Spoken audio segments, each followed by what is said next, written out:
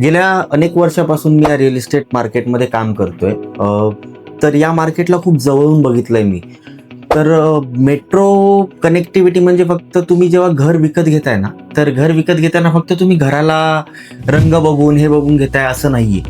तर तुम्ही एक उत्तम गुंतवणूक करताय त्या हिशोबाने बघताय. जेव्हा मी आजपर्यंत बघितलंय की जिथे जिथे मेट्रो कनेक्टिव्हिटी आलेली आहे, तिथे तिथे जमिनीच्या असू द्या किंवा घराच्या किमती असू द्या, या दुपटीने अगदी काही वर्षातच वाढून जातात. दुपटीच्या पेक्षा पण जास्त होऊ शकतात.